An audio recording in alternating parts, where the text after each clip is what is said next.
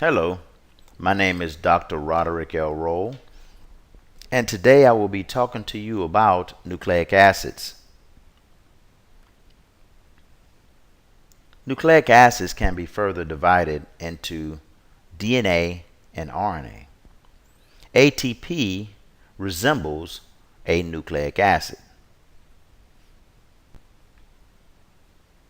Nucleic acids are composed of carbon, oxygen, and hydrogen, just like sugars.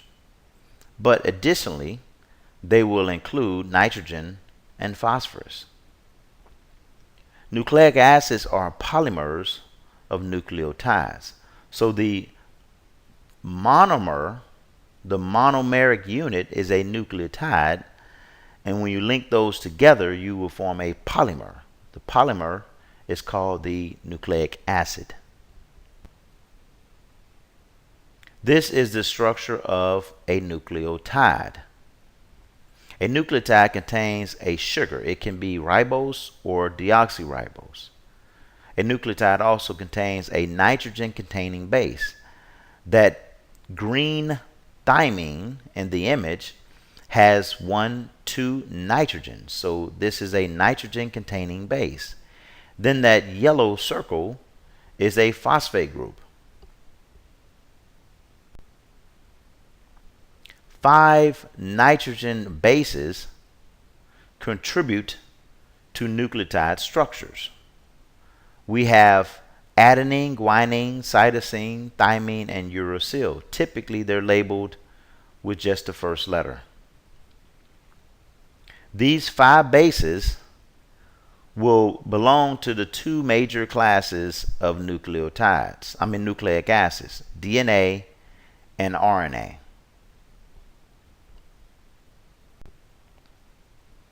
Deoxyribonucleic acid is the name of DNA.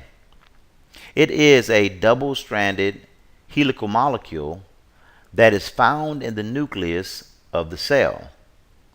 It replicates itself before the cell divides in mitosis. This occurs during S phase of interphase. Additionally, located on chromosomes are short stretches of DNA. These short stretches can form what is called genes, and these genes will be the location where protein synthesis will occur.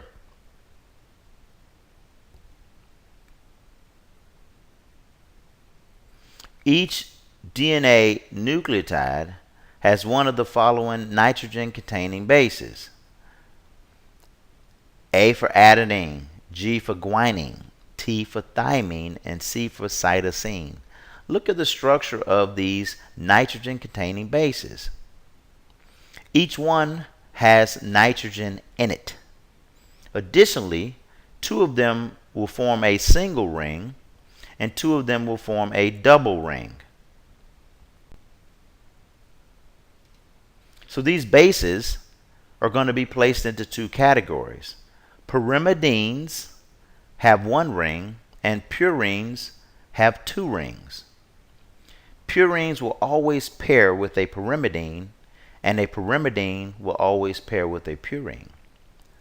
So the C will always pair with the G, and the A will always pair with the T.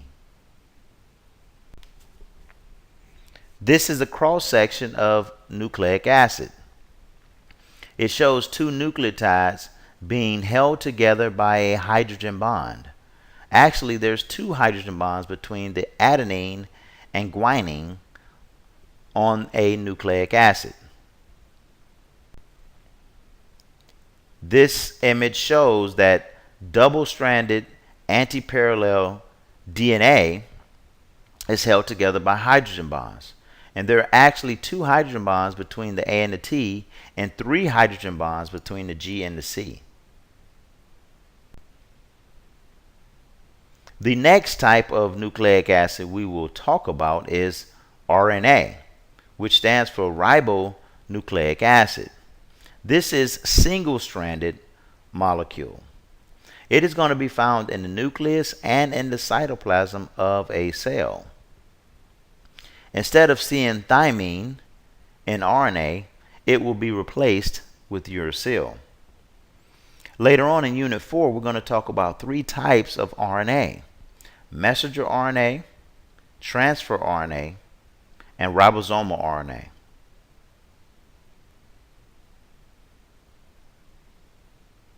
RNA is a little bit different than DNA. First of all, the sugar is not deoxyribose. The sugar is ribose. And ribose has an extra hydroxyl group on carbon 2. And also, remember, with the nitrogen bases, you will not see thymine.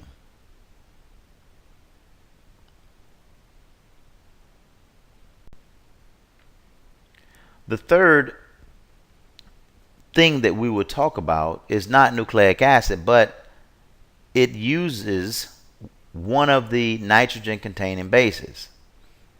The base that it will use is called adenine. This is a purine. Adenine will be linked to 3 phosphate groups. So this is going to form a molecule called ATP, adenosine triphosphate. This is an immediate source of usable energy for the cell. Adenine is going to be linked with 3 phosphate groups. In this image, we see where the energy is stored. The energy is stored in the covalent bonds that hold the phosphate groups together. So ATP has 3 phosphates, and therefore it has more energy than ADP.